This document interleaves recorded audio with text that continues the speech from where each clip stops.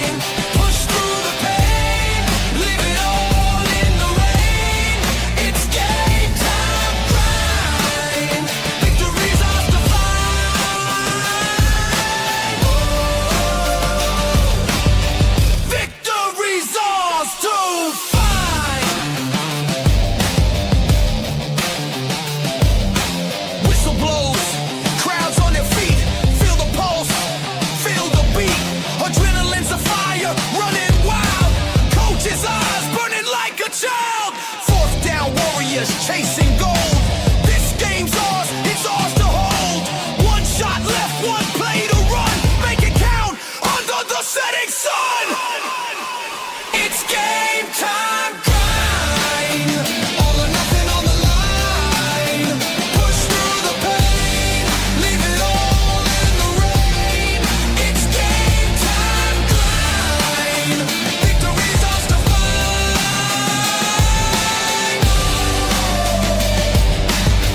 Victory's ours to find.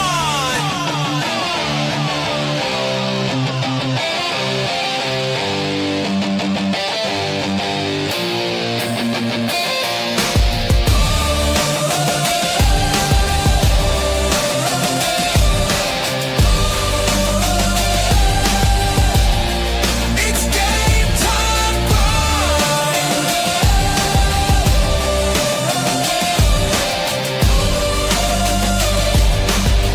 Victory's ours to find.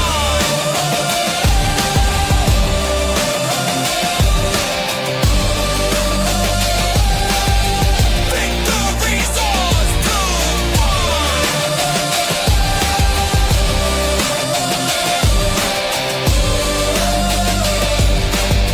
Victory's ours to find. Good evening, ladies and gentlemen. Welcome to a brand new episode of Game Time Grind. I'm your host, Ali the Persian, and we got Steve in the house. Mystic is late as usual. It's an everyday thing now that he's a celebrity, but that's okay. That's all right. We digress. We keep moving forward. How's it going, Steve? How was your weekend? It's going good, man. Finally back to full strength, hitting the grind hard. Yeah, man. I had a hell of a week last week, man. I had, jury duty hit, and then all of a sudden I get hit with this like crazy, like cold / sinus infection / ear infection all at once. I'm not even over it still, and it's been like 2 weeks now. It sucks. So I'm feeling a little bit better, and I didn't want to hold the show any longer. So I was like, let's do it today. So I'm gonna keep battling through it, but it is what it is, We got a lot of news to talk about, a lot of college football. Today we're gonna be talking about the road to the combine, right? Some players I'm excited to talk about. I know you got a list of players. I got a list of players we'll talk about. Today we're gonna primarily talk about the defensive linemen / edge / linebackers. Right. That's what we're going to be talking about mostly. I know Mystic, when he arrives, wants to talk about some of the other players for day 2 of the combine. But I don't know if we want to hold off on that. We'll see how things go. But we'll get through most of it today. If you're new to the show, make sure you subscribe. We're trying to grow the channel. We have about 60 followers now. We're trying to get to 100. The moment we get to 100, we're going to have a giveaway. So I can't wait for that. But make sure you hit the like button, subscribe if you're brand new, turn on the notification bell, help the channel grow. And share it with your friends. You have other people that like college football. Share it with your friends. We're trying to grow this community and start having more dialogue around college football. So,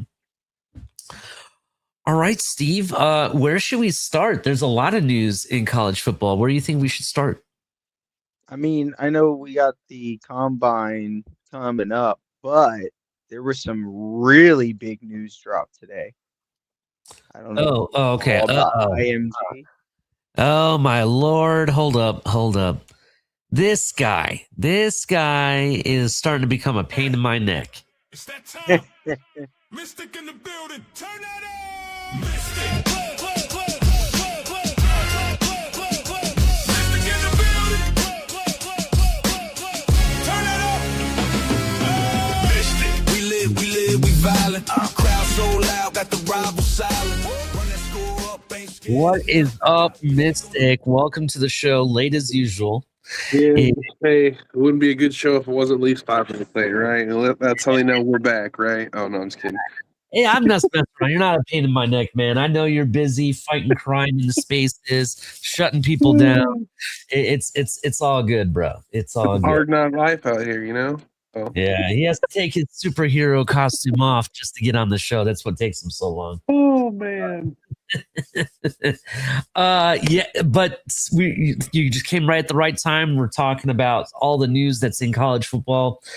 Steve, you were mentioning something big happened with IMG. Yeah, so IMG was fined $1.7 million because they were found to have been using drug money from a Mexican cartel to fund their school. Yes, they had over I think it was 80 donations, not donations, but transactions that were related to a cartel. Legitly, it was a lot. I was very surprised about that too. I wonder. I know it's probably going to hurt the school, I wonder how much of that though really affected their football program. What are you guys' thoughts on that? I mean, when you can pay people, it gets people to your schools. I mean, is that not the way of life these days? This is true. This is true. I mean, wasn't there that big scandal or some famous celebrity? I want to say it was, and don't quote me on this, but I want to say she was from some TV show and she was big and she got caught up in a scandal where she was, they were paying schools to let their kids go there or something like that. Like Yes. recruiting scandal or something. I forget what it was. I know it happened a couple years back though. Yeah, that was totally a thing, and that was pretty wild, too. Yeah. It's but drug money though? Come on, man. I mean, the most recent scandal that happened in I want to say high school football or even anything close to college football that's kind of like this. There was that whole thing with God, what's his name? Our former quarterback. Teddy Bridgewater. Teddy Bridgewater, yes. Teddy Bridgewater was helping kids out with rides back and forth to practice and whatnot. And they also had he asked the school basically for money to be able to fund the whole program and everything. And they ended up suspending him. And everyone thought that was so bad of him to do. Oh my God. That was nothing. Taking drug money though? Come on, dude. We're in the world of sports. How can you not get real, credible, legit money? Why are we getting ourselves involved with cartels? It's ridiculous. So Honestly, I'm not really too surprised by it. We live in a world of world of toxicity, if you will. No one wants to do it the old-fashioned way, the right way. They build it from the ground up. People want to find shortcuts any way they can. They don't even care, obviously, if it's a mafia, funding the program. It's wild to think that you would put a program, kids, and anyone in a situation to be in the line, potentially line of fire from, a cartel situation. Like what? I don't. Yeah, that dumbfounds me. But nothing surprises me again in the world that we live in, man. It's always you think you know, and then you find the next one up. You know, like it's always some scandal somewhere, and at the end of the day, it's I tell people, you know, when there's humans involved, you'll always have flaw, and unfortunately, there's tons of flaw when it comes to money. Yep. Yep. Speaking of this segment, I'm calling it "What in the World" because you think that's crazy. What I'm about to tell you also happened this week, or has been found to have happened. Michigan players were caught hotboxing in the locker room. That was crazy. I know some people think I'm being biased because of the website that released the video or whatever, but it was legit video. And it even caused, from what I understand, it forced certain players that were involved or parts of the program to have to put out an apology. So it's not like they denied that it happened.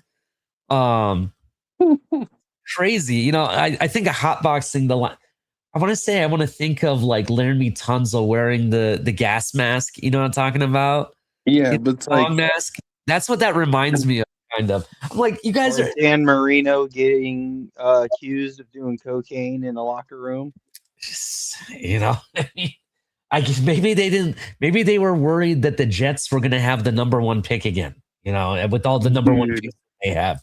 I don't know. I don't know. It's just kind of crazy. I know we're talking NFL a little bit here with the Jets and Dan Marino and stuff, but we're just talking about this is college kids. In fact, Bryce Underwood is a sophomore in college football now, right? That he's going into his sophomore season, and you've already got yourself kind of entwined with these types of scandals, let alone all the other scandals that Michigan has been tripping over left and right. You know what I mean? With the and sign stealing, with the healthcare system hacking by their coach, with all the inappropriate pictures of students, male and female. Just going to point that out. That got arrested by the FBI. What else happened? Oh, their coach decided to, which was in court today or yesterday, and there was a whole video and shebang about it. But Sharon Moore had his day in court. And from my understanding, they went into a little bit more detailed about what happened, how it happened, and what the victim said, and what he was actually alleging he was going to do and whatnot. That whole situation is crazy. You fire him for certain, like having some type of an inappropriate work relation, and then he turns around and breaks into that person that made the accusation into their house and threatens to harm himself and stuff. The whole situation is weird. It's weird. And in the fact that Michigan, this is another, mud pie in the face to Michigan. That's what I'll call it. When does the buck stop, Mystic? When does this whole thing end? They brought the guy from Utah, right? The former Utah coach, yeah, right? And you thought he was gonna have everybody on lockdown. Listen, we're gonna be straight up professional. We ain't gonna be playing games and stuff. And it's just more and more games are just coming out. Like, to be honest, does it ever end for Michigan? Will it ever end? Is my question. sounds like they're professionally over here trying to take some puffs, you know, in the locker room. Sounds like they're preparing for the the smoke Olympics. No, no, that's just wild to me, man. Like, out of all the things you could do, like keep it at home, keep it in your own, your personal space. You know, do what you want to do within the confinements of your home and stuff. Whatever, cool. You know, props to them. But like, when it rolls into being at college and your, what you potentially want your, profession to be of turning into a professional football player, that doesn't make you look good. That kind of questions if you actually really want to do this or not. Yeah, that is the question, right? Um, the other thing that happened, they're setting a new precedent with the whole college football eligibility. Um, there's the quarterback that I think Mystic kind of fell in love with in the college football playoff from Ole Miss, Trinidad Chambliss, right? I think that's how you say his last name. I apologize if I screwed that up. Um, he's been going back and forth with the NCAA trying to get an extra year of eligibility. From what I saw, they denied him, and now there's a federal judge that said he's been granted, and the NCAA can't block it. It's been like he said, she said stuff. There's new evidence that Ole Miss brought into the case, and it's been kind of a weird turn. It just feels like college football is starting to become more. I don't want to, it's almost like night court. Like every year or every other day, there's some court case going on. You know what I'm saying? It just seems like we're living in court cases rather than on the football field. What's up with all these Van Wilder type dudes? Like, what do you mean? Like these dudes that want to be in college their whole life. It is weird. Like, there's been several seasons. There was the guy from Miami. Remember, he was there like 9 years.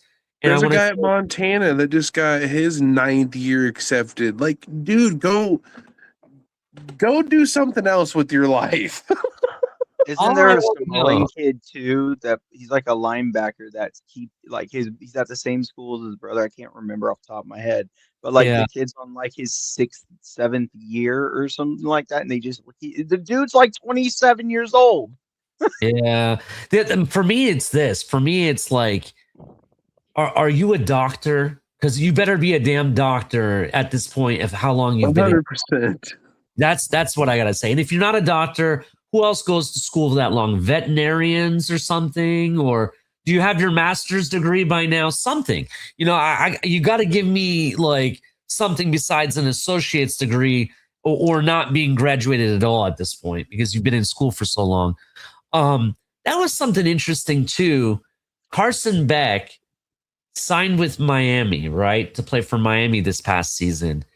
And I read somewhere that he didn't go to school at all. Like there was no classes that he had to take or anything. How does that work? He'd already been graduated. I'm pretty sure. Like what? He graduated from Georgia. Yeah. So my question to you is, how can I play for a college school if I've already graduated and don't need to take any classes? How does that work? Like I'm asking seriously. This is a serious question. I'm not trying to troll. Not trolling Miami or anything. I know the Miami fans in the audience are probably like, "Oh, you're just trolling, Ali." No, I'm not trolling. No, I'm actually with you too. I'm actually with you too in the sense of like, how does it all work? Because like, you've already went for 4 years and did your stuff and graduated. Like, how do you get extra years of eligibility? I know there's in there like obviously, like medical things and we're getting red shirts and like, but it's like, how do these dudes get 6, 7, 8, 9 years? Well, yeah, I get that, but I'm just talking about like, you think about it. If you're in college, that means you should be taking college courses alongside being a college athlete. Why are you like? I could understand like if maybe, let's say, you the semester during football season that you don't take classes because you want to save that for the spring and whatnot. You know what I mean? Because it's during the season. I get it. Answer? Go ahead. Because of COVID. Is that what it is? He was granted an extra year because he was a part of the COVID kids. No, but that wasn't my question, Steve, though. That's not my question. Like, I get why. Why they allowed him to play even though he wasn't a student. That's what I'm saying. Okay. I see what you're saying now. An extra year to play because he was a part of the COVID class. So even though he had graduated from college, he was able to enroll as a student. He just didn't pick up classes. And then the NCAA allowed him to use that extra year to play for Miami. That's just crazy. Okay, well, how do we figure out these 9-year starters then? How do these guys get 9 years in the college? Damn it, I need to know. Yeah, that I can't answer. But for Carson Beck, I knew the answer because I looked that up after we were talking about it earlier. Yeah, no, for sure, man. It's like I said, like Ollie just said, like you better be going and trying to be a doctor, and you just really have fun playing football or something, because like I don't understand why you're trying to play football for 8, 9 years in college. Like, what do you just want to be like a super college legend or something for Montana or for some place you want to play forever? I don't know, man. It's crazy. I mean, shout out to them for doing it. You know, you're having fun living your life, but like I said, there's a I don't know, man. I couldn't do it. I couldn't do it. Yeah, it's definitely it's definitely interesting, to say the least. Some other news, and Steve and I will like this news. Um, it's been really interesting how this I would say the draft like capital, not draft capital, I shouldn't say that, but how like the draft stock of some of these college football players are starting to shape up. They haven't even had the combine yet. But Caleb Downs, who you've been in these spaces with us, Mystic, you've had the arguments. Is he Generational. no, Oh, not generational? Is he a top 5 pick? Not a top 5 pick. It's interesting enough. So NFL mock draft database projects has the Washington Commanders taking him at number 7. However, ESPN's Field Yates, you know who Field Yates is, yes, sir. is even more bullish on the safety. He has him going to the New York Giants at number 5. In fact, Walter Football, which if you don't know who Walter Football is, go to walterfootball.com. I actually like the information they have there. I trust their information and their thoughts. They have him going at number 5 as well to the Giants as well. Wow. Just saying, the last time we had someone go that high at safety was at number 6, I think. And it was like 2000. I think we looked it up, 2017. Am I right about that? Something like that, I think it was. Nice. I don't know. Is he a top 5 pick? We'll see. We'll see what happens. But I think it's interesting how he we haven't had the pro day. We haven't had the combine. And he's already, climbing that ladder already. Kind of interesting. I can talk about safeties, not today, but a different day. Yeah, it's going to be fun. Oh, yeah, definitely. Any other news that you guys can think of that we can talk about before we move on to the combine? Well, there was one. It will be a nice little transition into the combine. Okay. One of the top tackles, Isaiah World from Oregon, broke his ankle during the college playoff game. Crazy. And I found the video of it. Ugh. So he will not be participating, even though he was invited to be a part of the combine. He was a second-round pick projection before the ankle injury. So we'll see if he falls on the boards. Very, very interesting. That's going to be really interesting to see what happens there and, if he falls or not. So let's get into the combine. And I have some information I want to go over first, kind of give everyone a layout of the NFL combine. Just give me 1 second. I had this information up, but I'm going to bring it up again.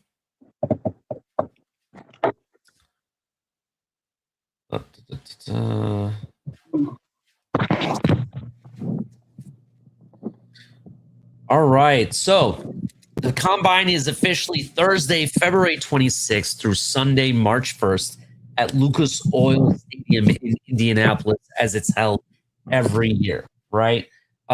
Usually the combine is anywhere between 3 to 4 days. This year it's between Thursday, February 26th through Sunday, March 1st. We will be opening up Thursday, February 26th with place kickers, defensive linemen, and linebackers. You can watch coverage of the combine from 1 p.m. to 7 p.m. either on the NFL Network, and I believe also ESPN might have some stuff going on as well. Drills for the combine starts at 3 p.m. Eastern, just so you guys know that. Just to kind of give you guys some background. Today we're going to talk primarily. We decided about the defensive linemen, linebackers, edge is also included in that. We'll be talking about that. So, how do you guys want to start? Do you guys just want to throw out a player and we'll talk about them, each one of them, as we go? I think I want to start with just going through linebackers, and then I think we should go through the defensive line edge after that. Sounds good. I got a linebacker we can talk about, but why don't you start us off, Mystic?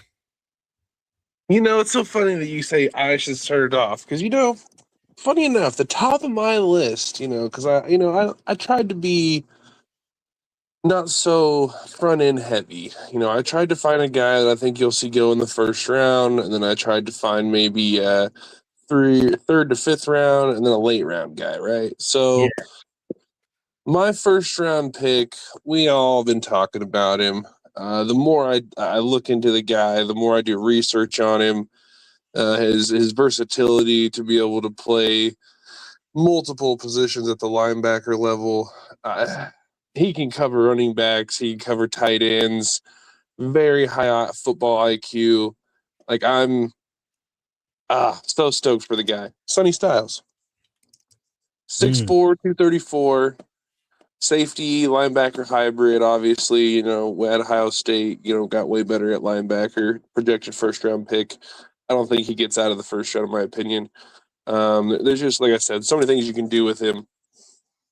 I'd love to have him, on a rebuild situation. How we're looking down in Miami. I'd absolutely love to have the guy. All right, interesting. Sonny Styles, I like the pick, right? I like the prospect. Definitely a for sure tackler. I want to say at one point, we saw that he had like 100%. It was 100% win rate. Yeah, it was crazy. It was something crazy. 6'4", about 243 pounds. He's definitely a modern linebacker. I like him. What do you think, Steve? He did not miss a tackle until Mark Fletcher. Yep. Interesting. Let that settle in. No, I love the guy. He is everything you want in a middle linebacker, from the size to the speed to the strength to crash out, all of it. Like, he's a crash out, but he's smart, and he has a good feel for zone runs. Like, if you went to the college board of players and said, here's what I want in a player at middle linebacker, build me a mold, this is what would pop out of it. Love it. So my NFL comp for him, and I might get some hate for this, but I think he's a modern day more like athletic version of this, Fred Warner. That's what a lot of people have been saying. I've heard that a lot. I'd say the only two things that I've heard people kind of maybe be down on him, potentially how you used him. Not necessarily. People don't think he'll be a good overload, like outside blitz guy. And they're concerned with just drafting his position high. Investing a high round in a middle linebacker type thing. Again, I'm all for it, dude. I get it, but I understand the concern for that. But again, like we talked about, just everything you want in a linebacker. Yeah, definitely. I completely understand. I know this kid from sideline to sideline. He's really good. What else can I say about him? His zone coverage instincts are really good. He matches up well. Clean open field tackler, versatile, gives defensive coordinators options. They don't have to he's not like a one side of the ball type of guy. You can line him up in different areas in the gap, and whatnot. They can do a lot of different things with Sonny Styles. So I like the guy. I like the prospect for anybody, for any team, to be honest. Right. You got any final thoughts, Steve? Any more final thoughts on Sonny Styles? Nope. No. Okay. Steve, why don't you throw out a player? I guess we're doing linebackers first. Okay. I'll hit one that nobody's even talking about from BYU, Jack Kelly. This is a kid who's multi-dimensional from the middle to the edge. Last season, he had 10 sacks as a pass rusher. Just last season alone. Nobody's talking about him. He's small, which is why he's gonna fall to probably the late second, early third. He's coming in at 6'2", 242. So he has the weight, but the height is a little missing. But you're talking about a guy who had 14 tackles for loss, 2 forced fumbles, 55 tackles, and 10 sacks. Like this kid, I think he could hit a little harder for my taste in middle linebacker, but that kid is going to be a stud in this league, and he may be a nice steal with how much he's riding under the radar. And I know you two with your Big Ten football. That one's for y'all. What do you think? What do you think, Mystic? I like it. Just looking up the guy, to your point, 10 sacks in 24, 13 and a half sacks in 25, got better as they, put him in those positions. You like to see something like that. People are saying potentially this could be one of those sleeper picks in this league. High-end closing speed, very physical presence, high motor play style. Those are all things that sound great to me. Man. I'm all for it, dude. I'm all for it. BYU. So he's smart, high IQ. And he's not just a downhill player. His pass coverage is chef's kiss. Jack Kelly is the guy you're talking about? Yes, sir. It's not somebody I was talking about because I didn't think about him, to be honest. I think I'm gonna have to look him up and maybe do some research on him, to be honest. Looks like he had 61 run stops over 2 seasons as well. So it sounds like he's a complete edge. He can set that edge. He can, go around and get you those sacks if he needs. Like that's good stuff. Looks like very effective at blitzing as well. So yeah, and that's why I said pay attention to. He is the definition of versatile. You could line him up as edge. You could line him up at middle. My comp for how he plays is the linebacker that the Eagles took from Alabama last year. Oh, nice. Okay. I can't think of his name at the second. It just escaped my mind. Second. Well, in that case, I'm debating on who I want to throw out there because I have 2 players I could technically. I think I'm gonna go out to the guy that I'm kind of excited about, to be honest. And no one's really talking about him, and I think he's going to be anywhere. He's going to be like a late day 2, maybe early day 3 kind of guy, to be honest. And I think this guy is going to be, how do I say it? He's going to be one of those surprise of the draft where he ends up being like somewhat regular, productive kind of guy. Not necessarily a world beater, if you know what I mean, but a guy that I think is going to be able to produce and be put into the game in special different ways. And that is Lander Barton out of Utah.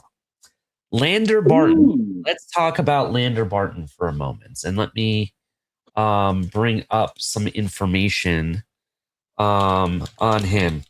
Landon Barton plays for Utah, plays linebacker. He is 6'5", 236 pounds, right? Mm-hmm. He's built like your modern day linebacker, but he has some special qualities about him. I'm going to start off with my favorite quality of him, and that's his hands, believe it or not. He has some of the best catching hands I've seen from a linebacker standpoint. Um, this guy, in fact, at Utah, and when I was watching tape on him, I got confused for a moment. I thought I had the wrong player because the very first couple highlights were all on the offensive side of the ball. They had this guy lined up as a tight end, wing tight end type of player, sneaking out into the back and catching balls in the end zone. And he caught several of them and was used on the offensive side several times. So I know he has the right size and could maybe be played at tight end at any given moment, to be honest. I don't know if he would be a good, I would say, I don't know if he's a good inline blocking tight end at all. Haven't really seen tape on that. But I will say, watching him run routes, catching the ball, never taking his eyes off the ball and everything, I was kind of excited about it. Let's go to the defensive side of the ball because that's where he lives. This kid in coverage is amazing. He has very fluid hips. He has the ability to, be able to keep up with both the running backs and tight ends. No problem in coverage. As I said, great catching ability. That means he can definitely intercept the ball very easily as well. His tackling no worries. You don't have to worry about him getting his hands dirty. He'll even, play along the line, go after the QB. Once he gets his hands on you, if he gets a hand on you, you're going to go down. Doesn't matter how hard, but you're going down, right? That's the type of player he is. Sideline to sideline, elite short distance quickness. That's what he has. I really like the kid. Lander Barton's kind of a tongue twister. What else can I say about him? High football acumen. I already told you about his sideline to sideline range. Excels in space as coverage backer, showing fluid hips and the ability to match patterns with both tight ends and running backs. Big game performer who elevates his play against top competition. I like that. Hearing the fact that when it's a big game, he's going to play a big game. He's going to elevate his game against the better the better offenses and better teams. I'm not looking at him as a first round pick, definitely not. But if you could catch him in the third round, I think that would be a really good pick. And he's versatile. Like I said, you could use him in certain schemes in the offense. Maybe it's in the red zone, for a touchdown or whatever. Go watch his tape. I like what I saw, and he has good size too. Listening to what you're saying, just doing a quick little, research to see what this dude's about. I like everything that you're saying. Obviously, that large frame, 6'5". Looks like he has 33-inch arms. That's insane. I'm totally down with that. You need that when you're covering tight ends, running backs, things of that such. Looks like people are saying his play style is similar to Tremaine Edmonds and Jack Campbell. Yeah, Sign me up. Sign me up. Looks like maybe a weakness. It looks like they're saying he needs to add a little bit of muscle. He usually has maybe some issues with the interior offensive linemen, shedding blocks, things of that such, and run fits. But other than that, again, it sounds like this is going to be one of those linebackers you pay attention to, in the sense of you want to add a guy who, maybe in a year or two is going to be, a key contributor on defense. I'd say look out for this guy. He's definitely got some pop to him. Nice one to throw out there. Nice one to throw out there for sure. One thing I'll say, and before I'll give Steve a chance. Go ahead, Steve. Do you have any thoughts on him before I give some final thoughts? I don't. I didn't know who he was before you mentioned him. Like, I had heard the name, but I didn't know a whole lot about him. So that's something I'm gonna have to look up. So some things to know about him. He's definitely from a football family. All right. From my understanding, he has family members that played for Utah, specifically, and played in the NFL. He also is a two-sport athlete. He actually plays basketball as well. He played basketball in high school. Overall, I think that he was a 4-star recruit. I think he definitely has a lot to offer. He may not be your pass rushing linebacker that's going to go after quarterbacks and stuff like that. But for those defenses that have that zone scheme, or even defenses that like to play in the coverage area, like having linebackers in coverage, I think this is your guy. Overall, like you said, you took my thunder a little bit with his 33-inch arms. I like what I saw, and yeah, definitely watch his tape when you get a chance. So definitely. All right, Mystic. Who else you got? Who else you want to talk about linebackers? All right. We're at the mid round, guys. I like it. So another big dude. This is one of the bigger linebackers that I've seen. Definitely a raw talent from what I'm seeing. That's what people are saying. Probably is potentially this guy's weakness is he's going to be one of those maybe projects, but has everything you want in a project.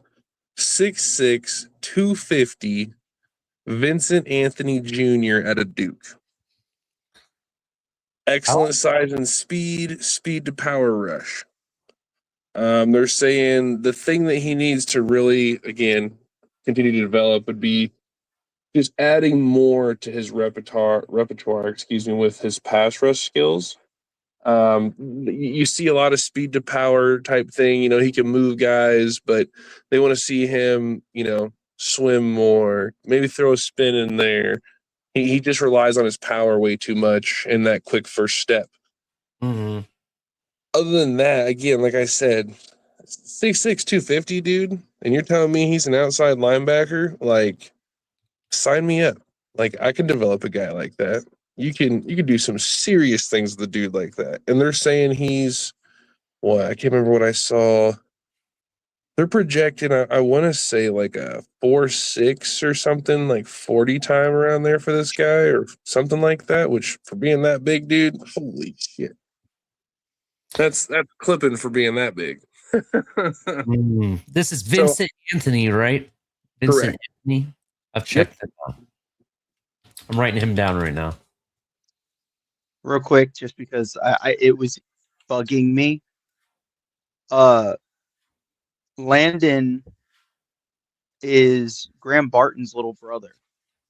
That's what I was gonna say. I was like, I feel like he just had a member drafted, but I wasn't gonna say nothing. Yeah, the center for the Bucks. His little brother is Landon Barton. That makes sense. Oh, the guy from Utah. Yeah. Doesn't he have a brother named Cody too, or something like that? Yes. Yeah, Cody Barton. Yeah. Football family, man. If it runs in the family, you got to think about it. I just think, look, he's not going to be like no first round pick unless he has like an amazing combine and it's just off the charts, right? But for me, I definitely could see maybe grabbing him in the third round for a team. I think he maybe late second at the very highest, but third round I think is a premium spot. But yeah, speaking of Vincent Anthony Jr., I like what I'm seeing here. I definitely like some his size, for example. He's 6'5", 246 pounds, and I think 246 is right about the right size. 240 to 250. I think that's a good size for linebacker. I was also looking at some of his comparisons. They say he compares to like Miles Cole out of Texas Tech. I'll have to check into that. I'll have to look into this player. Seems interesting though. People are just saying he's a really raw talent and kind of just one of those to watch at the combine. If he starts to flash at the combine, people think he could be, up in that second, third round type of thing. Right now, they're thinking 4th, 5th rounds. Okay, so you just sold, not you, but I just read something and it sold me. Motor runs hot from the snap to whistle, pursuing players across the field and finishing with violent intent. Sign me up. I like the violent intent. I'm a violent intent kind of guy. So I'll definitely take that. That's an interesting player to talk about. We're gonna have to revisit this after the combine because I want to see how well he does with some of his measurables and stuff. What about you? Who do you have, Steve? All right, time for the guy that nobody's gonna want because he's absolutely too small to be playing linebacker. Tareen York, the Mike for Texas A&M, 5'10", 227. You want to talk about a guy sideline to sideline in coverage. He struggles with playing the run because of his size, but for a guy who would be your like coverage linebacker, this is that dude for me. His player comp was Ivan Pace with the Vikings. Hmm. Like that fucking kid can play sideline to sideline. Now, I don't think he's going to be an early pick. I don't even know if he'll go before the third round, but I think you could transition him to safety and he would fit in just fine as a safety. Like sometimes you get these guys that are way too small for their positions, but just are just this heat-seeking missile that make up for it.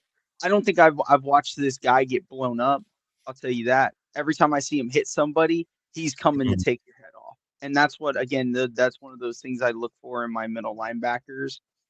He does not play to his size and definitely I think could transition to safety if you really wanted to go that direction with him. I think you could snag a guy like this in like the fourth, fifth round, even though they haven't projected in the third. I think he could go even a little later.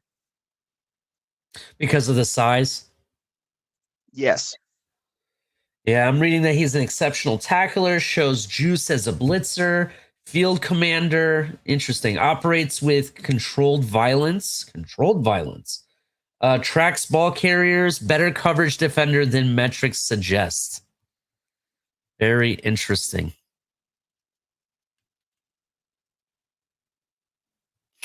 Any thoughts on that, Mystic? Honestly, I haven't really heard much about the guy besides what I just heard in the sense of what you just told me. But I mean, if you're telling me we got a guy, if you can find one of those guys who's told you can't do something and they're really good at proving people wrong and being the best version of themselves, every time they step on that field because people told them they were too small, they weren't good enough. That's some Zach Thomas type shit. If we can find someone like that, not saying he's going to be that, not saying he is that person, just so you all know, but it's those chip on the shoulder guys. We need those guys as much as you need those high character guys. You need those guys that want to go out there and prove people wrong every down, every week, every year type of thing. I wouldn't be opposed to it at all. Hey, I see you, Tony. I get it. Oh, what'd Tony say? No more little guys. I'm No with more it. I'm with guys. that though too. I mean, I wasn't out here promoting these little guys. I got big linebackers on my list. Well, I have a linebacker that is a little guy, but kind of exactly what Steve said. I have a guy that I'm kind of interested in he has the body to be able to be like that hybrid linebacker safety type kind of guy, right? I really, when I see him on the field, he reminds me of a safety a lot. And that's Kyle Lewis out of Pittsburgh. Kyle Lewis is 6 foot. Here it is, 6 foot, and he's like 224 pounds. But this kid is a tackling machine. He constantly has an eye for the ball, gets dirty, with his tackles. Coverage skills belong in a different tax bracket. That's what's being said verbatim. Rangy zone drops and can mirror tight ends vertically. Ball production jumps off the stat sheet. Sideline to sideline pursuit speed allows him to erase cutback lanes and chase down plays from the backside. Blitzy savvy, open field tackler. Overall, I think he's a really good prospect. He's very athletic, speedy, has long arms. And one thing that his NFL comparison, which was kind of interesting, was, and I apologize if I don't say this name correctly, Jeremiah Owusu Koromoa. You know who that is? Yes, sir. Yeah, And that guy. was actually really well done. Good job. Thank you. Due to his elite coverage skills. That's something I saw that popped out to me with this linebacker. I'm gonna go ahead and call him a hybrid though, because I really think that he either will be like somewhat of a hybrid safety linebacker, or he'll just convert to safety. So that's why I wanted to shout out to him. But really has really good coverage skills, really good tackling. Overall, I liked what I saw on tape. Definitely has an eye to go after who he's trying to get. Eye where the ball's at all times. Overall, check out Kyle Lewis when you get a chance. I'm with you. I told you before the show, what last night or it was this morning. Yeah. I had done some research on Kyle Lewis. He just, I don't know, he just kind of caught my eye. So I was like, hey, I'm gonna look into this. To add more to the comparisons for you, some people have been saying that they see shades of Levante David at times from this kid. And he has a really close comparison to Terrell Bernard for the Bills as well. So something else to keep in mind. What I really like, this kid had 36.5% of snaps in 2025 in the slot. So as a linebacker, you were asked to be basically that slot guy, which is top among linebackers in this draft.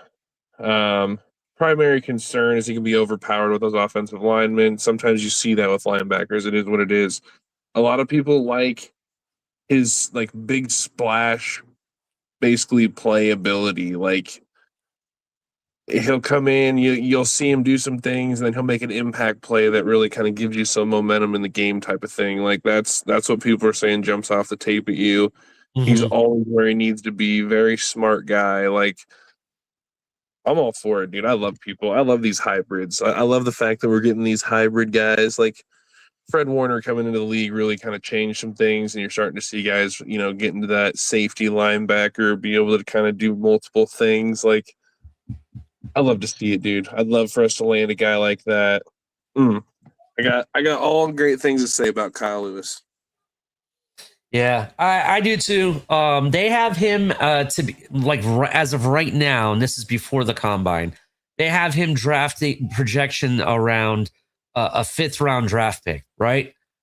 I'm gonna say with his elite speed and some of his tangibles that he has, especially what I think he's going to be able to do in the combine, he could be a late day 2 kind of guy or a very early day 3 kind of guy. That's kind of where I have him.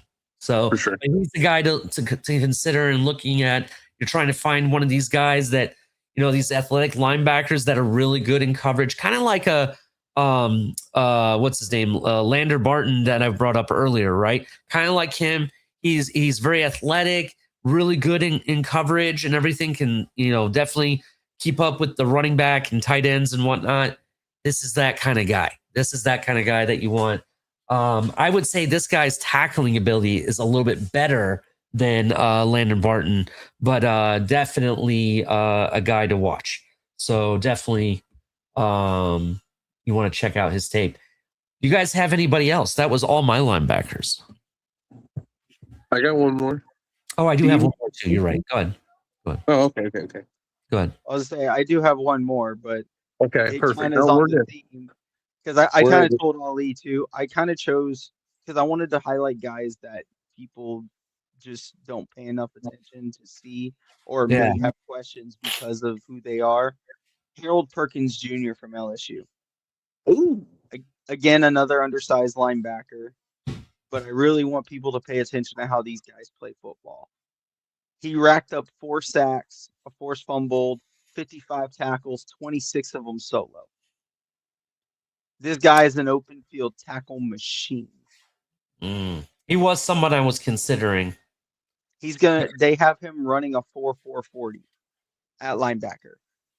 Now, there's could he just be, the concerns for us anyways, that he ends up as the Georgia linebacker. That's all all muscle, all speed, but no brains. No, this guy has a feel for every zone run you can think of. He's instinctual. He sees it. His problem is he's coming off an ACL injury and he's small. He's 222 pounds at 6'1". Now he could add weight. I think though he's 6'1", you could probably put another 20 pounds on him and he'd be just fine in the NFL. He's kind of a slender frame, but like wider. No, Tony, number 4, not number 7. But yeah, look into him. He plays with the speed that you want and the smartness you want from your middle linebacker. Interesting.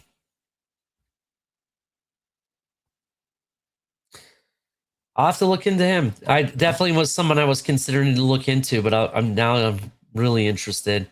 What do you got, Miss Hick? I know you had another guy. I have one more too, actually. 2 more, technically.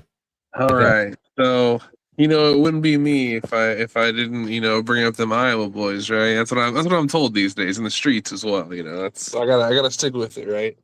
Sure. So after a breakout senior season, 83 tackles, 42 solos, 4 tackles, and a forced fumble, you got Carson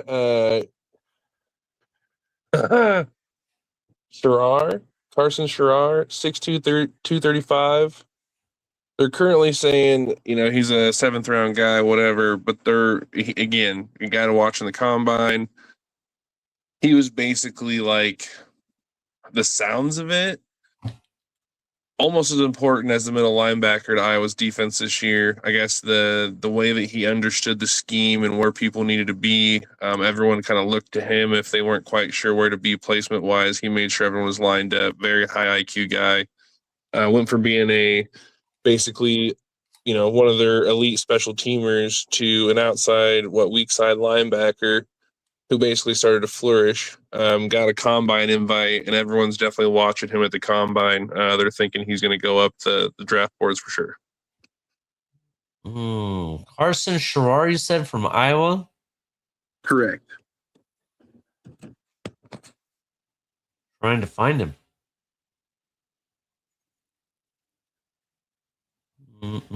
Carson with a K. Yeah, with a K. Yep, and then Sharrar. Yeah, I don't. On this one site I like to use to get information, I don't see him there. I'm gonna have to look him up separately. I can do that, no problem. 6'2", 235 pounds. Yes, sir. Interesting. He had 83 total tackles, 41 assists, 4 sacks, 1 forced fumble. That is correct. Very interesting. I'll have to watch the tape. Definitely. Yeah, and it looks like that was the first year that he actually started. Prior to that, he pretty much was just a special teams guy. And then got the green light, and it looked like he had, in my opinion, had a really solid season. Yeah, definitely. I mean, one thing I was known for is their defense. They definitely always usually have really good linebackers. So it's understandable why he couldn't get on the field, because probably other ones that were ahead of him as well. So Listen, there's something to linebackers that tackle.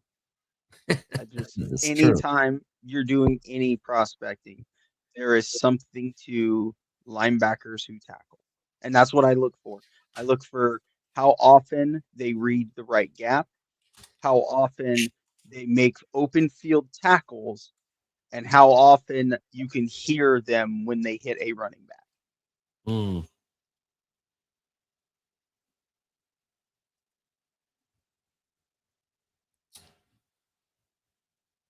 Definitely. Well, I have one more regular linebacker. I technically have 2, but the other linebacker I have is more of an edge possible player, so I'll save him for when we talk about D-line. But the guy that I have is Anthony Hill Jr., linebacker out of Texas. They think he's anywhere between a first and second round, more of a second rounder, but possibly a first round projection. He's from Denton, Texas. That's where he grew up. Definitely, I love his tackling ability, exceptional sideline to sideline range, runs downhill with violence and bad intentions. That's what caught my eye. Bad intentions. All right. I love the what do you want to call it, Mystic? The juggernaut sluggers. I like the real hard hitting sluggers of the NFL. Yes, sir. When you talk about violence, bad intentions, mean thoughts, that's what I like to hear. He's a quick trigger processor who reads keys at the snap and fires into gaps before blockers can get set. That's really good.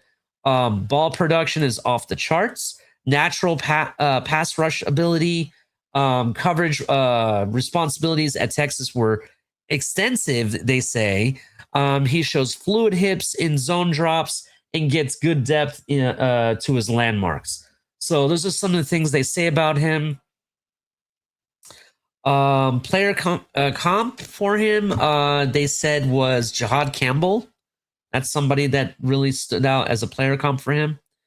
Who plays for the Eagles, I believe. I think that's who Jahad Campbell plays for. Yeah, that's the linebacker I was talking about earlier.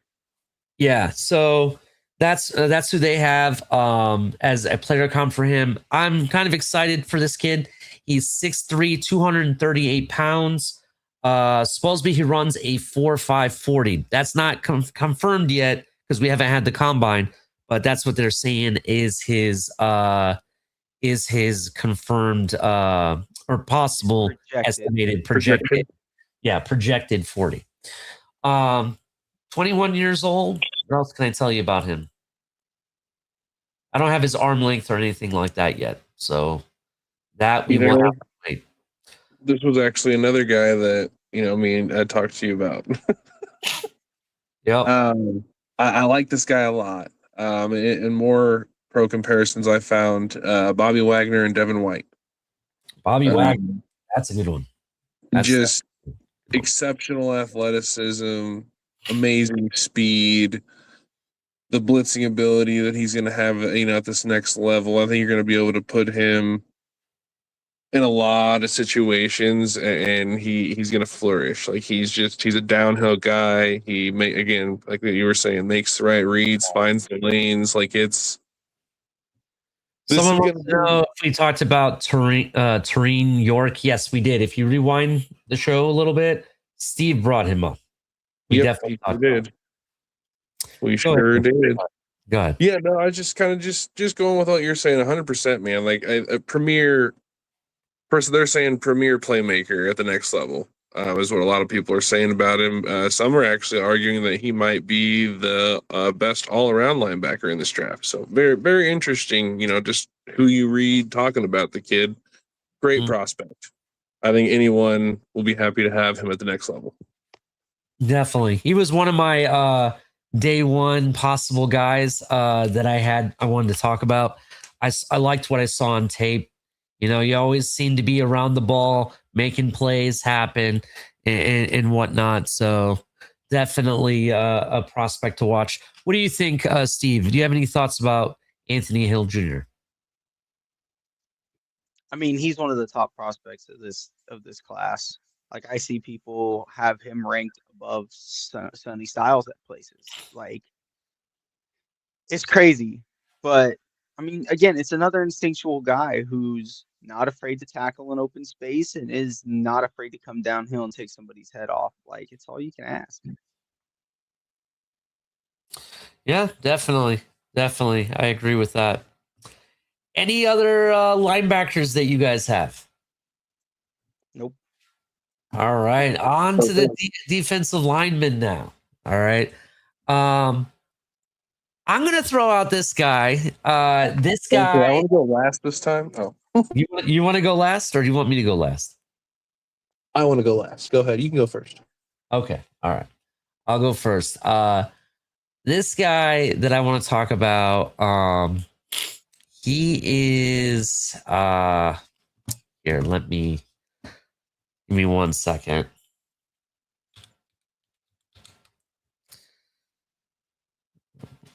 One moment. I had him up for a moment and I wanted to say something about him, but let me find it first. Why can I not find my dude? I had it up here and it lost me. Okay. So this guy out of Illinois, you know, I'm a Big Ten guy, so I always give out shout out to the Big Ten. But this guy is also local to me. So I have to give him a shout out. He's a local athlete, Gabe Hackis. Gabe Hackis or Jackus, however you want to say it. They call him a genuine NFL caliber type of edge slash linebacker type player. He's 6'3", 260 pounds. Went to Fort Pierce Central High School.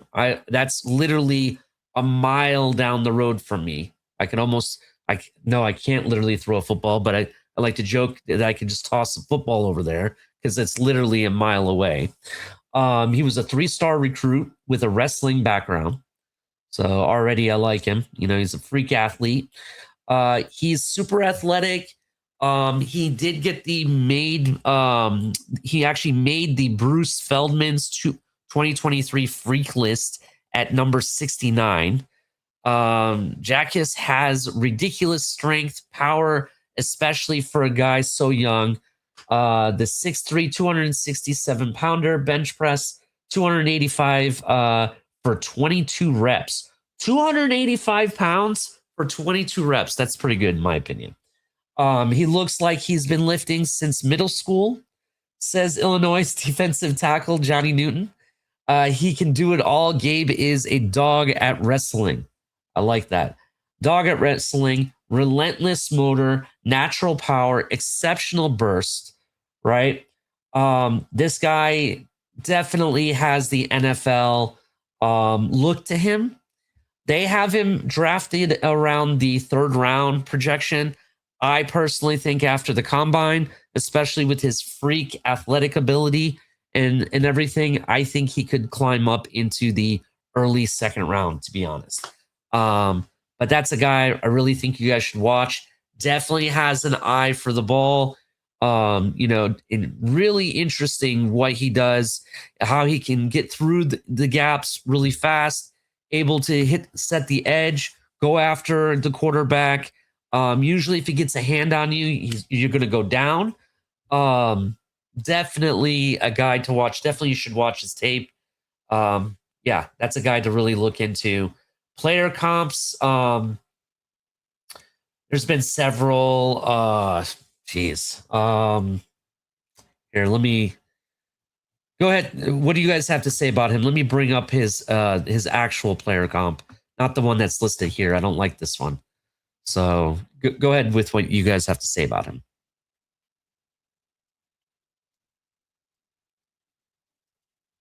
Or am I just muted? Can you guys even hear me? No, you're good. No, You're we can good. hear you. I just don't know anything about him, to be honest. That's what I was about to- Actually, I don't want to bullshit, you know. You would know about him. You stumped me on that one, my guy. You really did. But I like the Pulled that sounds of one. it. I found my last guy will be. I'm going to go in reverse this time. So my last guy is going to be who I think is not going to make it out of the first round. But I'm going to start off with. Before you do, hold on. Just hold on for me 1 second.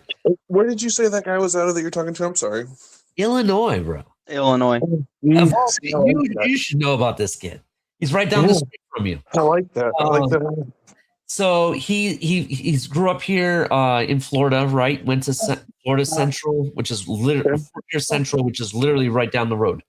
He's from Port St. Lucie. Yep, Port St. Lucie. Some of his player comps: J.J. Watt, Nice. Bryce Huff, George Karlaftis. Yep, George Karlaftis. Yeah. They say he's a starting caliber 4-3 defensive end or a 3-4 outside linebacker. Ideal for teams needing an aggressive, power-driven edge rusher. I like that. And the reason I know our team with certain moves that we made recently, we're kind of lacking at edge. So that's kind of something that maybe we would consider. But anyone looking for either a 4-3 defensive end or a 3-4 outside linebacker, this might be your your kind of guy. I mean, I like a guy who's slightly undersized but still generates sacks and turnovers. One thing they say is that he lacks ideal bend, though. So that's something to really look at. I'm going to have to really watch his tape a little bit further to kind of see if that's an issue for me. But that's one weakness that they did mention. So. Yeah, I was reading a little bit. They're saying he over relies on his power rush, not so much having this like wide variety of moves, and then his sometimes his motor drives him out of plays. He allows himself to get out. And I think that's kind of why they have him in the third round, to be honest. I kind of think that's why he doesn't have a lot of different moves, like some of these other edge players that we've seen. So, but I wanted to give him a shout out. He's the hometown kid, so that's why. So go ahead, Mystic. I know you got somebody you really want to talk about. I apologize. No. I was getting out of order there. You were perfectly fine. I thought you were going to say more about the guy. I don't want to mess up our takes here. No worries. No worries. So, again, I found it quite interesting. We talk about the talent that was at Penn State and how, basically the head coach didn't do justice about, some of the talent on that roster. I found this Zane Durant, 6'1", 288, out of Penn State, 4-year guy. He's a defensive lineman. They're saying mid to late rounds. High motor, speed, very powerful guy. The one downfall, they're saying at times you can kind of see like some tweener things. You're like, what the hell? Like, what are you doing type shit?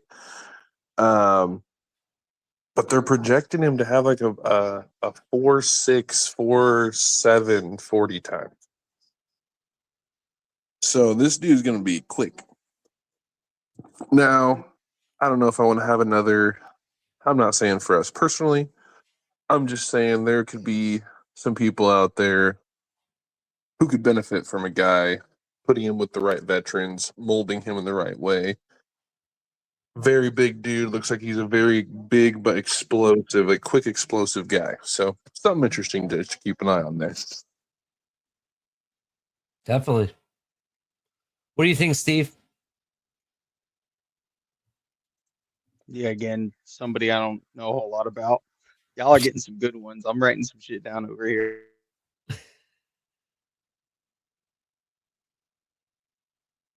What school did he go to? Penn State. Interesting. I'll have to write that one down myself, to be honest. Zane Durant, right? That is correct. Let's see what they're saying here.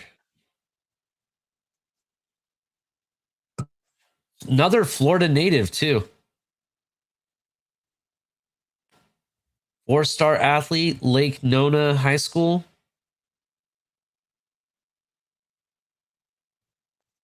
I ain't gonna lie. Oh, he's a defensive tackle. Okay. I thought you were talking about an edge for some reason. No. I said D lineman.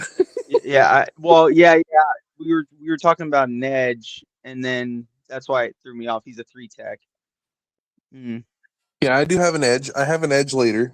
Don't worry, there's an edge in here. Don't worry. No, that's fine. It just threw me off because I was like, man, like I don't know an edge. I was looking at all the edges. I don't. It just threw me off. It's all good. So it says he shows flashes of dominant gap penetration, particularly evident in the Northwestern game, where he lived in the backfield and wrecked their entire offensive game plan.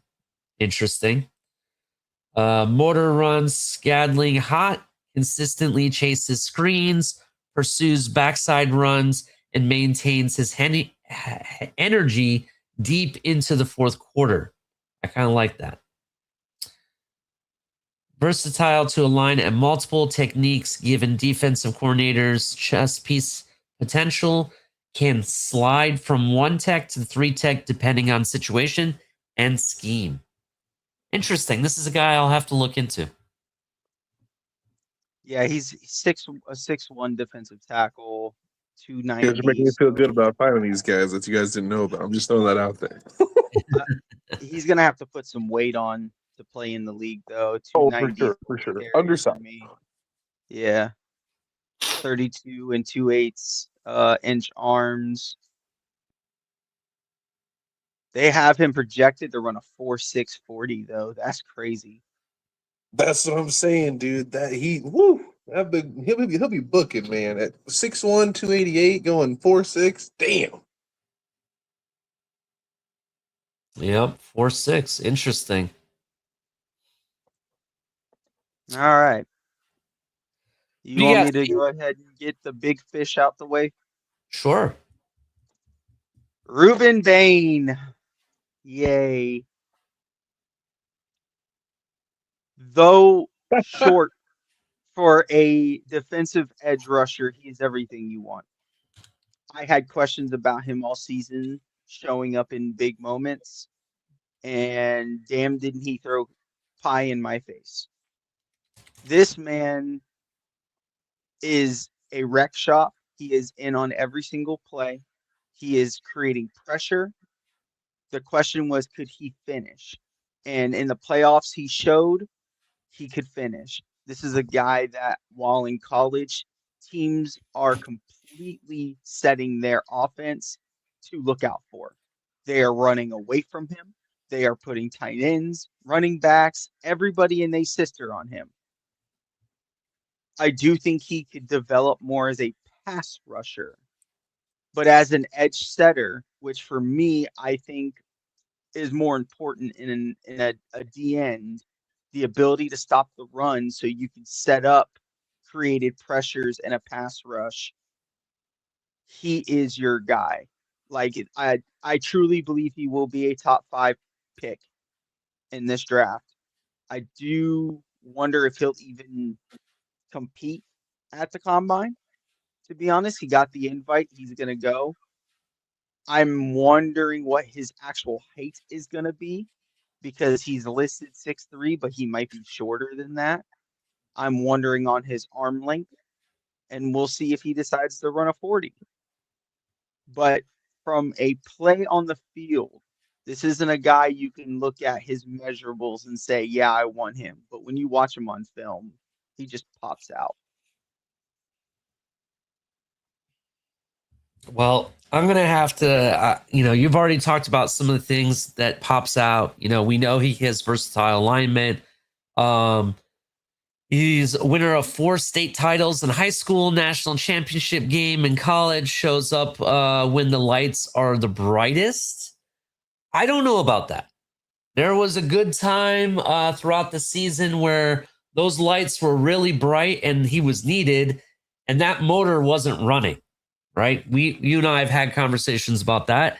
So let's not. I'm not going to really dive too far into what happened throughout this past season and what I saw. I'm going to go based on some of the things that I've read and based on what I've seen on tape. I kind of agree with. You mentioned his arm length. Reports are coming out that his arm length is under 31 inches. That may not be good against the much bigger offensive linemen in the NFL. NFL tackles with length are going to challenge him in ways that college football players couldn't. Gap discipline is shaky. He gambles. He leaves his lane early. Hands after contact need work. He had a missed tackle rate of 18.8%. And his counter moves are very limited, they say. Those are some of the weaknesses he has. But when he's on it, like you said, he's on it. He has the ability to bend the corner when he needs to, plays the run like he takes it personally. Speed to power is legitimate. Gets off his get off is special. Watch his first step against the Florida State or Ohio State game. I'll admit he definitely showed up in those games. So it's just the only thing I don't like about this kid is that in some of those moments when he was absolutely needed, he really wasn't there. Yeah, he was there specifically in the national championship game, but go look at the games prior to that. I think there was one game he had one tackle, and that was it. The whole game. I don't know. And granted, I'm complaining about stuff that he did in college, right? In the NFL, it could be different. I think the biggest concern I have regarding his size is probably his arm length. That's about it. Beyond that, my issues, I think, are more with his personality when it comes to what he does with his speed and everything and what he can actually be productive at. Sorry, I'm just being a hater, I guess. I'm just not really. He hasn't really impressed me yet. That's where I'm at, Steve. I apologize. Never apologize for how you feel. That's just how I feel about the player, man. I think he's. I'll be frank about it. I think he's slightly overhyped. Not even slightly. I think he's definitely overhyped. I personally, and I'm not saying this as a bias here. Just said that. As a person scouting talent, I think he's one of these players that, yeah, he's strong and he's big, but he doesn't necessarily know how to use it, right? And because of that, I think he's overrated. That's where I'm at. What do you think, Mystic? I was harsh enough. I'm sorry. Dang, we got positive Steve and negative Ali. Damn. No, I'm just playing. I kind of want him to do the combine stuff. I think you see, in my opinion, I think you see enough on both sides. I think there's enough on tape to show you he gets doubled and triple teamed at times. That's why he disappears sometimes, because literally they take him away. The offense's game plan is to literally take away Ruben Bain. I'd be one to look into what Mesidor's numbers were on those games when Ruben was down. Maybe Mesidor's were up, and that would kind of be that, hey, I'm impacting the game, but you don't see it type of thing. I think someone's going to benefit from getting him. I think at the next level, I think we just continue to see him get better this year. It was throughout the course of the year. Yeah, maybe a game he missed here and there. Like I said, maybe they just took him away. In my opinion, he got better through the course of the season. And maybe that's just a sign of things to come. I think this dude could easily take a step to the next level. But again, if all the credentials don't check out, we might not see the transition people want to see. I do think that both you guys are right in your respects of it could go either way. We could see him be an absolute monster at the next level. We can see him absolutely fall apart when people need him. Okay, I kind of agree. I definitely agree with that. Look, for me, it was more of like, yeah, he beat up on the teams that he should have, but even in the important games, when the scouting report says that he shined when the lights were the brightest, right? Yeah, the national championship game, it was the brightest. He definitely shined.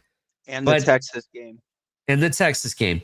But did he shine against SMU or against Louisville, right? What happened there?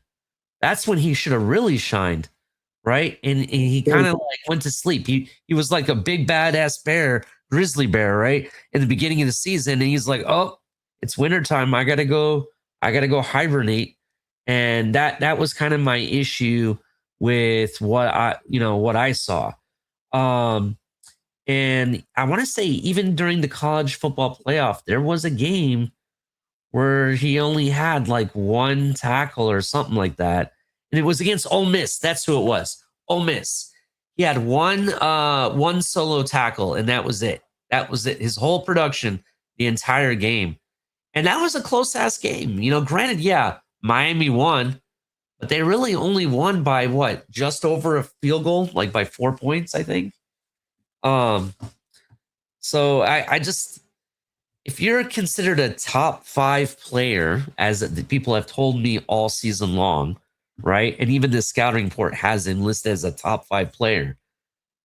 Don't you think that you should have the ability to break out, you know, to go beyond those double teams that you were saying that he got used to being double teamed or whatever, right? If you're going to be a top 5 player, I should be able to see you be able to have some kind of move to get out of those double teams and still be a chess piece that's affecting the game. He did very good job in the national championship game. I'll give it to you. I just kind of felt that he was underwhelming in the Ole Miss game and some of the other games that I felt were important to the Miami Hurricanes season, right? You beat SMU, you beat LSU, you're playing for the ACC title. You know what I'm saying? You're not playing hoping to God that you have to go on this campaign to get into the college football playoff. You know what I'm saying? So that's why I'm kind of like underwhelmed throughout the whole season, and I've been kind of following Ruben Bain to see where he's at. We'll see. NFL could be a complete different animal. You know what I mean? It's a crapshoot. That's what the draft really is anyway.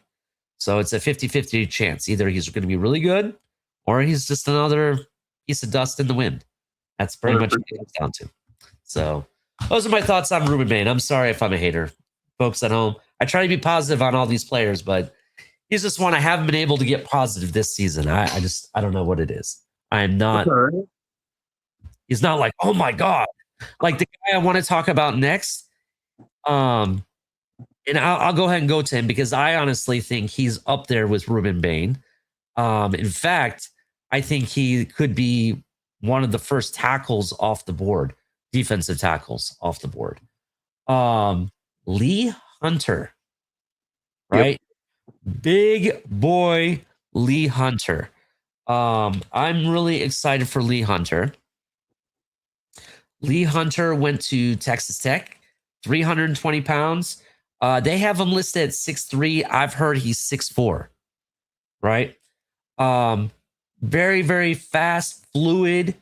What else I can tell you about him?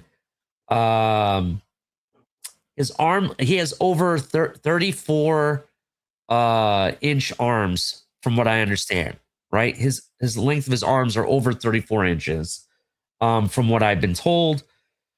Let's see. Wins at the point of attack, built like a fire hydrant with a 6'9" wingspan and a thick, powerful base that the NFL defensive line coaches love, right? Gets off the ball with surprising burst. He has like one of the best first steps I've seen that he takes. It's very explosive. And even though it may look like he's in slow motion, he's already steps ahead of where the offensive linemen are going or trying to get to, right? He does this thing where he takes the first step and he already has really good hands, moving it off. He has his eyes on the ball at all times. If you watch his tape, you're going to see him constantly looking to where the ball is, and he just finds the ball, instantly goes after it, and makes the tackle, right? He's one of those guys, if he gets a hand on you, you're going down, right? Creates real problems for offensive coordinators who need to account for his gap integrity, demonstrates legitimate pocket push ability. He's a bull rusher, driving guards and centers back into the quarterback's lap, wraps up and finishes tackles, carries 3 full years of meaningful production. So this isn't a one-hit wonder. This guy is a seasoned veteran at being a productive type of player. They have him going in the second round. I'm going to tell you, after his combine, I won't be surprised if this guy ends up being a first round talent. I personally think he's one of the better defensive tackles, in my opinion, in this draft. I know there's another guy at Ohio State, McDonald, that's really good. I like this guy almost probably just a little bit better, to be honest. And I think whatever team's looking for, a defensive tackle, this is your guy. That's what I have to say about him. What do you got to say to that, Mystic or Steve? Yeah, no, this is a guy that I was also looking into when I was making the list, and I saw he was on your list, and I was like, well, that's all right. I told you guys, didn't I? Sorry. Hey, no, it's all good. It's all good, man. Funny enough, I guess they nickname him the Fridge, so I think that's pretty cool. You get a pretty cool football nickname. Big shoes to fill, though, if I do say so myself. Yeah. But overall, I mean, you can't go wrong with 6'4", 330, and the dude who has just insane athleticism. Like, he's gonna be one of those game wreckers. I expect us to start to see Lee Hunter's name pop up very consistently over the course of the next couple of seasons as he enters the league. I think he's one of those guys for sure. I'm with you. Combine will be all telling. You'll easily see this guy raise his stock, and I'll be surprised if he's not a first round pick. If he's a second round pick, you're getting a steal. Yeah, I definitely I agree. I think it'll be a steal at a second round pick. Some NFL comparisons are Dalvin Tomlinson, Travis Jones, or Devon Hamilton. So, Love it. yep. Strength and run defense is really good. Consistency is the biggest thing, which I love about him. But I definitely think he could be like a mid first rounder. Maybe he climbs the charts. Maybe he pulls off an amazing combine and pro day. Who knows? Who knows? What do you think, Steve? I think all three of us had this guy as an option on our list, and we all thought somebody else was going to talk about him. So I left him off my list. 100%. Yeah, This guy showed out during the practice of Senior Bowl. Like every clip you see of a offensive lineman getting bullied, it was him. Like this dude, his pass rush needs developed, but as a run-stopping 3-tech, this guy he's something. I don't think he'll make it to the second round. There are a lot of people talking about the Bears snagging him late in the first. So I like him. Like I don't think there's anything to not like about him. He went to UCF for 3 years, spent his first 3 years in college at UCF, and then transferred to Texas Tech, and just solid. I mean, 41 total tackles and 16 solo. Like a 5'2" projected 40 for a 320-pound defensive tackle is not bad. Like that's pretty damn decent. He's 24 years old, so by the end of his rookie contract, he's going to be up there. So I don't know. There's the concern of age, but for a prospect going into the draft, boy, this guy can play football. Yeah, I think for me, it's more of like he's been so consistent. It's not like a guy that just got 1 year of solid production, right? This guy has been producing for the past 3 years like it's nothing. You know what I mean? And I like that about him. I think overall, if you're someone looking for a nose tackle, this is your guy. They call him the Fridge, like you said, or a fire hydrant, whatever you want to call it. All I know is when I see cars run into a fire hydrant, the front of that car looks like it's all smashed in. I'll take it. Get me a running back, run at this guy and see what happens, because he's going to stop that run in a heartbeat. Yeah. So I'll give me Lee Hunter. Any team, doesn't matter, whichever team needs him. I think he's definitely a good guy. Who do you got, Mystic? or is it Steve? Whichever wants to go first. I can go. It's fine. I'm not gonna quite get to my man. You guys almost made me jump my list here, but nope. I gotta wait. I might have found another gem that maybe slipped through the cracks for you two, and if it did, I'll be so surprised. But shout out to my Iowa peeps. You know, if you know, you know. Max Llewellyn, 6'5", 263. In my opinion, absolute complete edge. Has the pass rush repertoire, can set the edge. I just think, in my opinion, when you look at him and you look at his stats, he has times where he misses tackles, and that's really I'm sorry. Who does he play for? he's out of Iowa. Iowa. He's the edge out of Iowa. Okay. Right now, he's a projected 3rd to 5th round pick.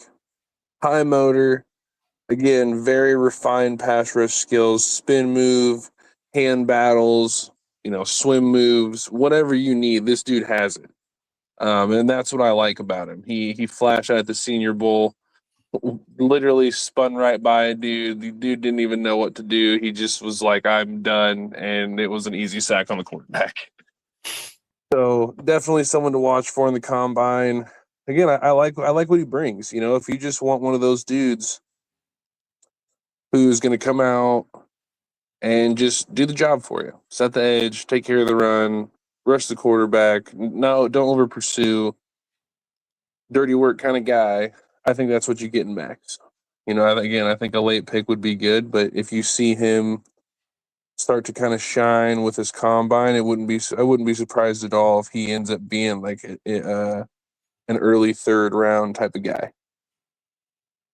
I'll have to take a look, man. I didn't know who he was. I'll have to watch the tape and see what I can find out about him.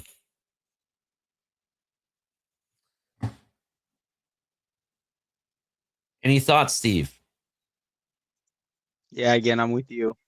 This is Mystic in his Iowa gems. Damn right. Oh. He's one of those guys I gotta, if you know, you know. And I definitely don't know. But that's the thing about this, right? That's the great thing is nobody knows every prospect. Like Yeah. and if you say you do, you're lying. No, like For real. this is why NFL teams have whole 20-man rostered draft rooms for this. True. Their scout teams are for this reason. Mm-hmm. So and they let have me get that a little more, down. and then you guys can transition to your next piece, since it's one of my dudes. Obviously elite speed and agility, obviously strong pass rush. Like I said, 6.5 sacks in 25 at Iowa. Again, they question the anchor at times, him being able to anchor, if he has people coming at him, whatever. And that high missed tackle rate is really the big concern about him. That's what's kind of have him going up and down the boards. But everything else, size, what he brings to the team, people are definitely happy that he's described as a mean and aggressive player. So, again, what you want at that position. What you got, Steve? Who's your next guy? All right, I haven't shut up about him, so we might as well put it up on the actual show here. Mason Rager out of Wisconsin. I affectionately have been renaming him Mason Van Ginkel. If you know, you know. I love 6'5", it. 240 is projected to run a 4.7 as an edge. He needs weight put on, but I'm not concerned. He's had 5 sacks his last 2 seasons in college. He is a projected late round, 6th round pick. This man dominated. I mean, absolutely dominated the East West Shrine Bowl. He was given the Defensive Player of the Game award. He had 2 sacks and a strip sack. He was the reason that they were even close to even having a chance in that game.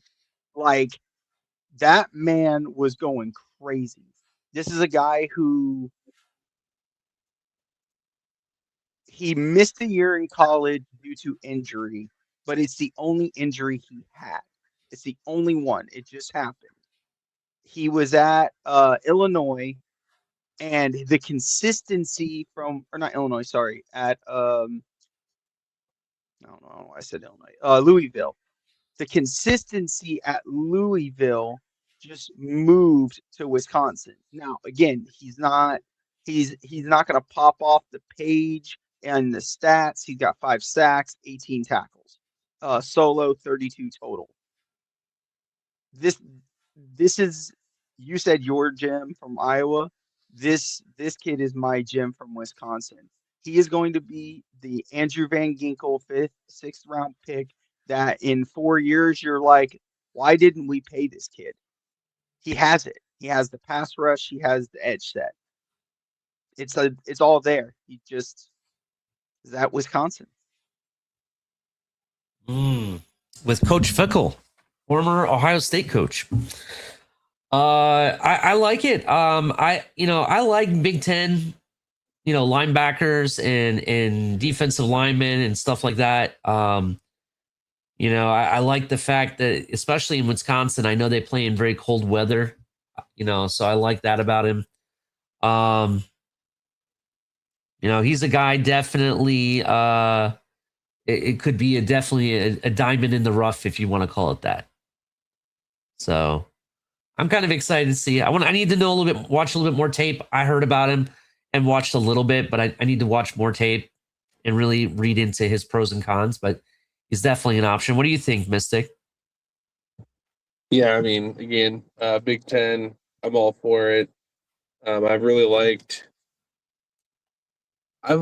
the linebackers that Wisconsin has put out here in the last couple of years since we saw Van Ginkel and things like that. Wisconsin has products every so often. If you really pay attention to, they do drop some really good prospects every so often. So it's nice to see something like that. And if you're telling me, Van Ginkel 2.0, that's high motor, high IQ, I'm all for it.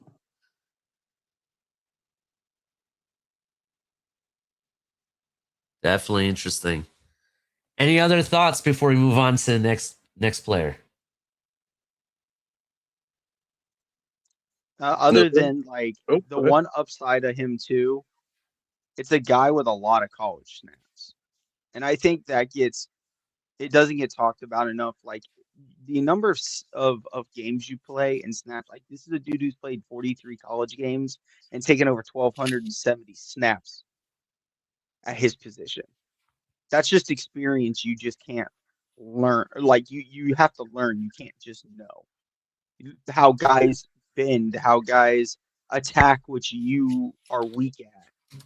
Like this kid has something, and I get one of these guys every year that's just when you watch him, it's like, man, there's something there. I just don't know how to explain it to somebody that without just like watch this.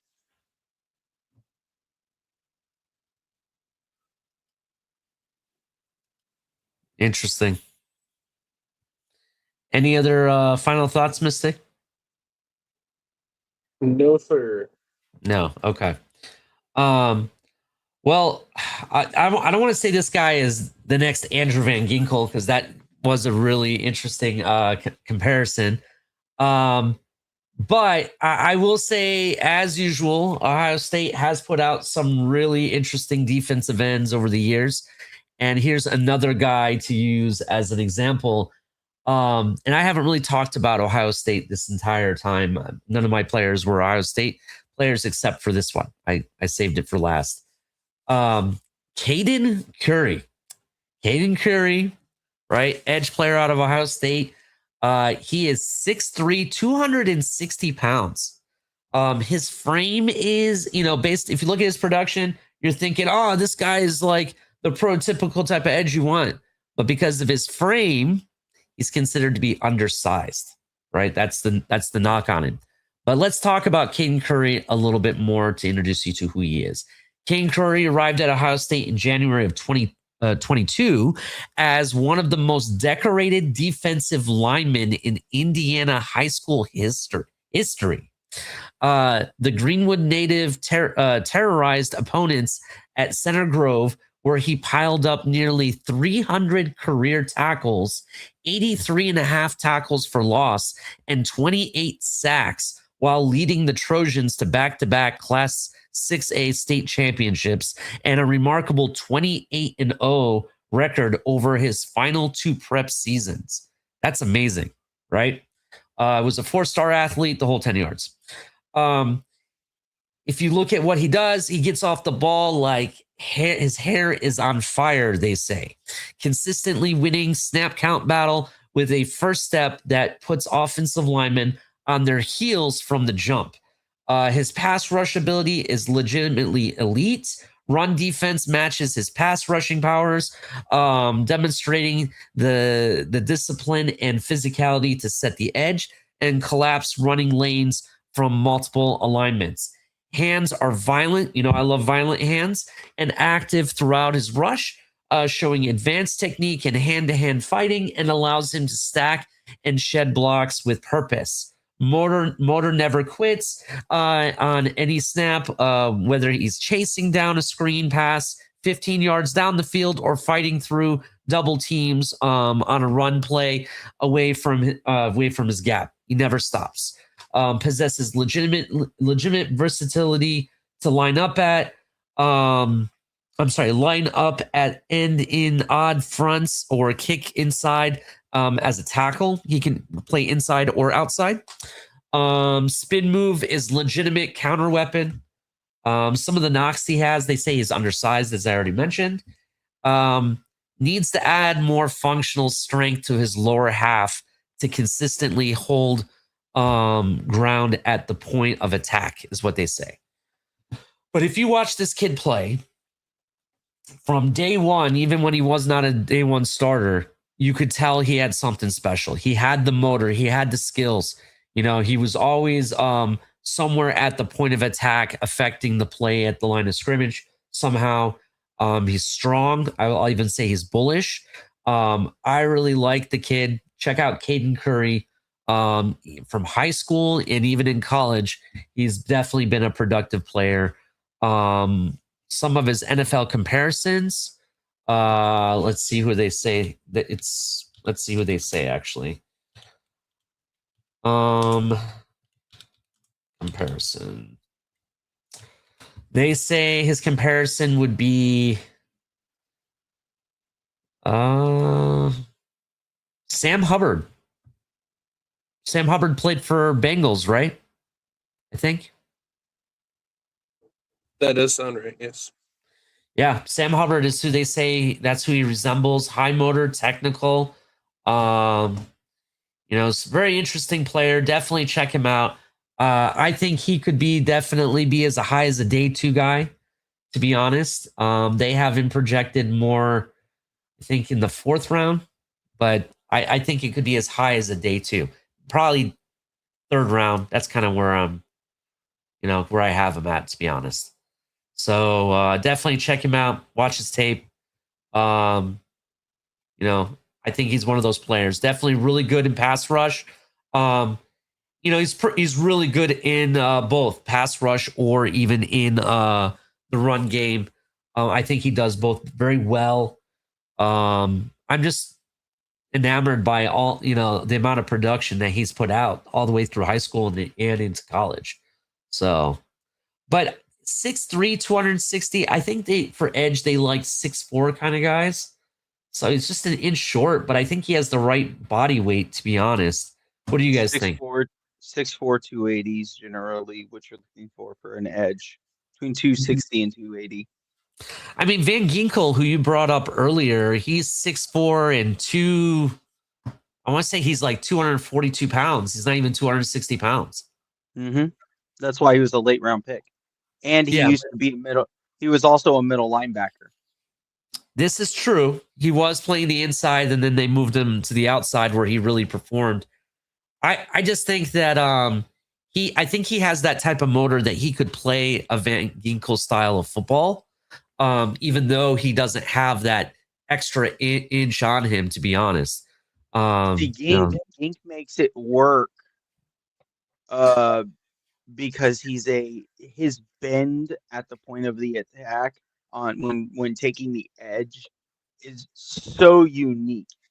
Like his ability to get low, like he literally looks like, I don't know, like, and it has nothing to do with football, but like for people who play Call of Duty, like slide canceling, like he goes into a crouch and slides under the offensive tackle. Gink really developed that. Like if this guy can create that from that size, he would be disgusting. yeah, definitely agree with that. What do you think, Mystic? Honestly, didn't know a whole lot about the guy. Here, kind of just I saw his name. I thought about kind of doing some look into him. But yeah, I just have to do some more research on him, just kind of see what the tape says to me. But could be one of those guys that, like I was talking about, it could be like a chip on the shoulder. He could be told, you might not be big enough for the next level. It could fuel him. You just never know. Be one of those. Mm-hmm. Definitely agree.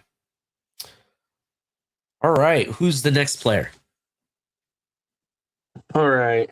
Now Prospect. I can get into the fun stuff. So I stumbled across this guy today. I want to go back and watch some more tape, but the things that I found out, definitely I'll be surprised if this dude's not a top 10 pick. Top 15 for sure. Peter Woods, defensive lineman out of Clemson, 6'3", 315. The dude is 20 years old. He benches 410 and squats 700 pounds. He is a freak athlete. I've seen comparisons to Javon Hargraves, Jeffrey Simmons. I've had a couple of people even go as far as saying they see shades of Aaron Donald in this kid. Like, he's just an absolute wrecker. Just overpowers people with his strength, high motor, versatile enough to play across the line. I saw he can do 0 to 5. When it comes to the techniques, like I didn't know anything about the dude, like I said, until I started looking, and I was like, whoa. Improvement would just be converting pressures into sacks. Like, he gets there. He doesn't always finish when it comes to sacks, but run stopper for sure. Elite run stopper at the point of attack. So it'd just be something to add to the game. They're saying top 10 to 15 pick, I think, after the combine. Look, if the numbers come out and I'm seeing what I think I'm going to see from this dude at the combine, I wouldn't be mad if we took him at 11.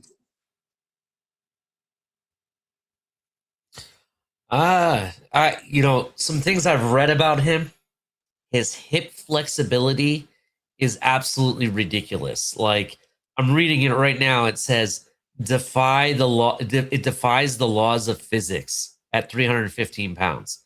I've been talking about violent intent or plays with violent thoughts or whatever, right? This guy's hand strike, they're saying, causes concussive force. They say to watch the Georgia game, you'll see players being jolted backwards with every hit, right? I like what I've seen so far. And you mentioned wrecking ball. I like that. I definitely can see that happening with this type of player. Athletics testing numbers are freakish, it says. He has a verified 4.8640. I don't know about that. I'll have to see what he does at the combine. 490-pound bench press, a 700-pound squat, 33-inch vertical at over 310 pounds of mostly lean mass. Yeah. I like what I see so far, Mystic. Very good pick, to be honest. Thank you, sir. Thank you. So when you watch him, you can see, and they pointed out when people talk about him, his first step as a defensive tackle is different. You see he's in the face of the center or the guard quite quickly.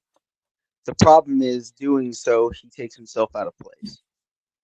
You'll see him get washed out of a gap when he really shouldn't be. He has the strength, he has the quickness. It's just he over pursues, or I want to say over pursues. He isn't patient enough in the way he attacks gaps, and it gets him washed out. That being said, that's the only knock you can have on him. That's it. Everything. He's a run defender. His pass rush needs work, but he's a run defender. That dude is a tackler. He's what you want from a defensive tackle. Let's be honest. Like you said, he could play 0 through 5. I think he'll play a 3-tech mainly in the league. I don't know how much he'll play like a true 0. But I could see him playing a lot of 3-tech and being pretty damn disgusting. Him next to Chris Jones with Kansas City would be a nasty duo. Yeah. I have a question. Are you concerned with maybe his, I don't want to say lack of production, but a drop off in his production compared to previous years? That's what I need to look into. I'm kind of curious, like, what that's about. Well, I mean, You know- I'm looking at like his numbers right now, right? So in 2023, he had 26 total tackles, 13 of them were solo, 13 assists with 1 forced fumble, right? Yep. 2024, he had 26 tackles again, 18 of them were solo, 8 of them were assists, and he had 3 sacks and a forced fumble, right? 2025, he had 30 total tackles. Only 9 of them were solo, but he had 21 assisted tackles, right? 1 pass deflected and 2 sacks. So yeah, his sacks game he kind of kept. He didn't have the forced fumble, but it looked like he was getting help at tackling a lot or helping others tackle. I'm just curious, like, should I consider that if let's say I'm sitting at home looking at players and trying to evaluate a guy, and I'm looking at their production. If there's definitely drop, hold on real quick. If there's definitely a drop at the solo tackles and you see a lot more assists, my question to you guys, should I be worried about that? Or could be just the defensive scheme? Like, can you tell me a little bit about, should I even be worried about it at all? That was my concern looking at his production, and that's why I was like, to your point, I didn't know if it was a scheme thing. I don't know 100% what it would be, but I do know that Clemson had kind of a weird down year. So I don't know. I don't know how I want to approach that. If we're looking at numbers, and I'm being honest, it's not as bad as Chop Robinson. But I don't know. I didn't look at Chop Robinson. Well, you're talking about a defensive tackle versus an edge rusher. And that's right. True. And that's also what I was going to say for people that are like, oh, we've only had like 5 sacks in 35 games or this or something. Like he's a defensive tackle. Like he's a really good run stopper. We're not asking him to go in and be a run stopper and elite pass rusher as a rookie. Like go in and clog some holes and learn, dude. Like I think putting him next to Kenneth Grant would only make Kenneth Grant better. And that might be your duo in the middle there for a little bit. Who were the comps you gave him? Aaron Donald, right? Aaron Donald? That was one of them I found. Also, Javon Hargrave and Jeffrey Simmons. Similar size, explosive ability to move inside and out would be the Simmons comparison. And they're just saying Aaron Donald's college his career college stats. I'm looking at Aaron Donald right now. Bear with me a second. Yeah, I was going to say, before we get too far from it, I wanted to point out too, and it was said in the chat, and I was going to say it, of his tackles, his 26 tackles he had in 2024, 8.5 of his solo tackles were for loss. Oh, that's actually something good to know. Living in the backfield. Again, also, that's why I said what I said about his pass rush. A lot of the reason that he had this quote drop off, again, he's so quick off the line, he gets washed out of plays. It's just gap integrity, and that's why Yep. like they were taking advantage of him. He had enough snaps on film. Other teams started taking advantage of it and letting him get off and then washing him out of the play.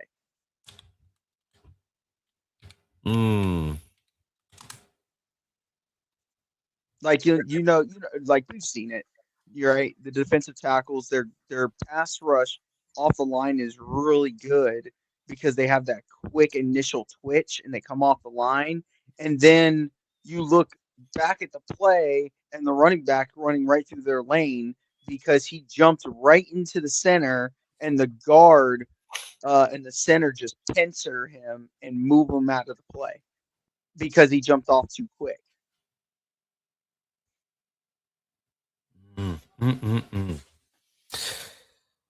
Well,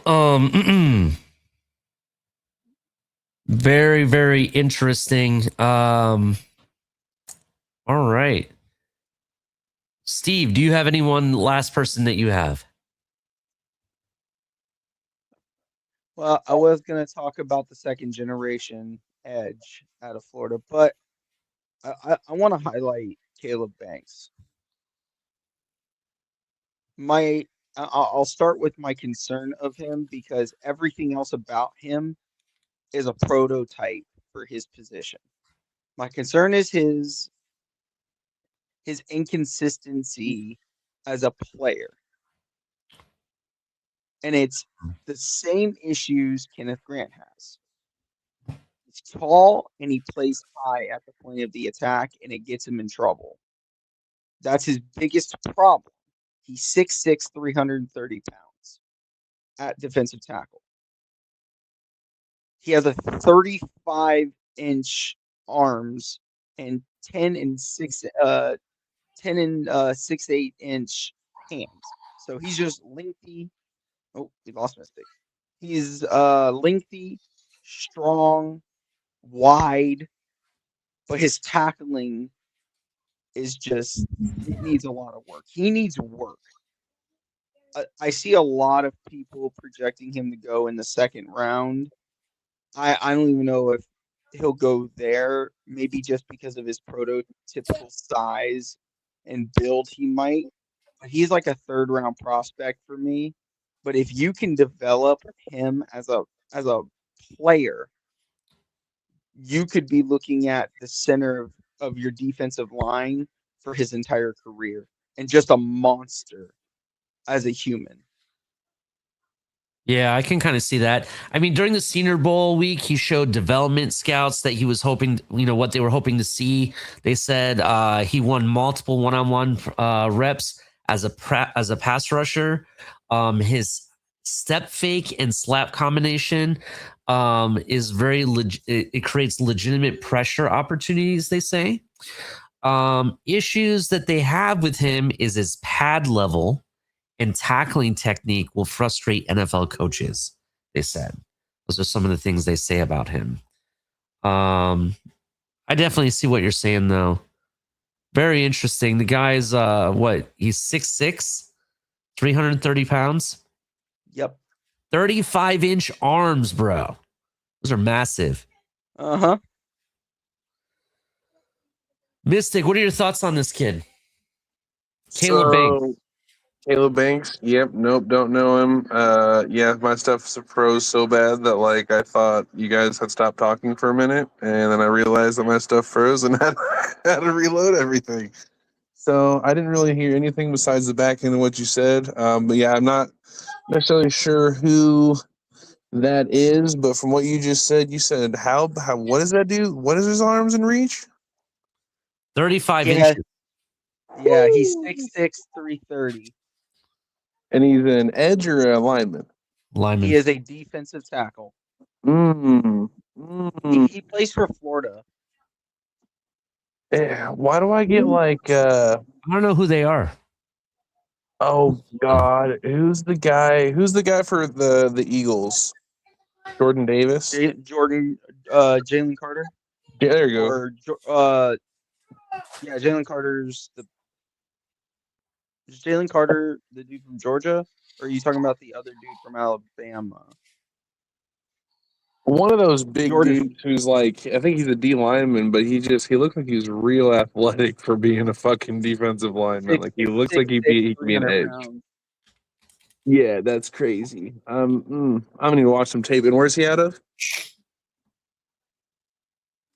He's the defensive tackle from Florida. His problem That's is what you said. because to reiterate for you, because you weren't here, and this is the concern for me. I have him projected as a 3rd round pick Okay. because he needs development. They have him projected most consensus have him as a 2nd round pick. He can't tackle for shit. Oh wow, so another high tackle miss guy. Oh man. Yeah, but a lot of his problem is he plays way too high on the pads because he's a big dude. 6'6". He's Yep. fucking 6'6". Yeah. He understand. tries Trust to me. dive tackle a lot. Some of the NFL comparisons, just so you know, that they have him compared to Jordan Davis because of his immersive who it is. size. That's what I was thinking of. Thank you. They also have him compared, and I don't know which Phillips they're talking about, but they have him comparison to Jordan Phillips because of his gap shooting power. And we know there's multiple Jordan Phillips out there, so I'm not sure which one they're referring to. And they also compare him to the original, the one that was with us that went to Buffalo. Yeah, I think that's probably who they're referring to. But they compare him to, and I apologize if I mess up his first name, Gervon Dexter. Gervon Dexter. You got me. I don't know who he plays for. Oh, he plays for Chicago. Defensive tackle for Chicago. Who also went to Florida and is a 6'6", 310-pound defensive tackle.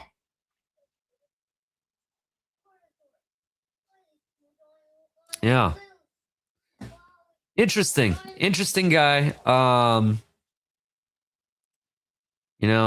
definitely understand what you're saying, Steve. Anyway, bottom line, it is the time for the bottom line. So we're gonna have to get into that real quick.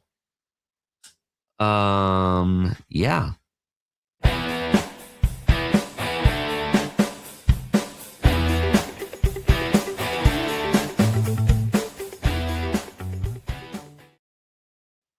So the bottom line, the combine has come. It's, less than 2 weeks away. The start's like a week and a half away, actually a week away from today. And it's going to be really interesting seeing these defensive linemen and linebackers. I'm really excited. Landon Barton. Landon Barton. I'm really interested in him. I'm really interested in Lee Hunter, see how well he does. The kid out of Fort Pierce or Port St. Lucie, Gabe Jackus, I think is how you say his last name. If I ever meet the guy, I'm going to ask him, hey, how do you say your last name, man? Really need to know that. But it seemed like an interesting prospect. I'm really excited to see how you guys do, especially the kid from Iowa and the Wisconsin kid. I'm really interested to see what he puts out at the combine. What are you guys' final thoughts on everybody? Well, I'm kind of where you're at. I really enjoyed putting these two lists together and just kind of doing some little deep dives into some of these players. And honestly, so I'm curious to see how some of these late round guys, who got the combine invites and stuff like that, going to go and improve their draft stock. And maybe some of these guys who are maybe on the back end of the first round, see if they can push themselves into, mid to early first rounders. Like, I don't know, man. I'm with you. There's a lot of prospects that are intriguing me. Definitely what the guy at Illinois that was brought up. I'm looking forward to him. I'm obviously looking forward to Carson at linebacker for Iowa. The dude had an 83 tackle season when he became, a first time starter. So that's crazy. I'm curious to see what his intangibles look like, Oh yeah, definitely. I'm curious to see what his intangibles look like as well. I'm really interested in this kid from Wisconsin that Steve was talking about. I'm gonna go look at his tape next. So I'm going to do that right after the show. But yeah, Steve, what are your final thoughts? The more I dove into, mainly because we're talking about defense, a lot of defensive line and linebackers, Mm-hmm. this class fits what the league is doing right now a lot. There's been a emphasis more in the last 2 years where teams seem to be shifting back to being a running teams, like not just us, but Buffalo, Mhm. Kansas City, the San Francisco, obviously the West Coast systems everywhere, right? So this draft, like I said to you earlier, this is a lot of run defense. A lot of these guys specialize in stopping the run. This fits what the league needs. Guys that specialize in that. And doing that, especially in the edges, it allows you to create pressure and sacks with other players on your defense. I really like this class for defense.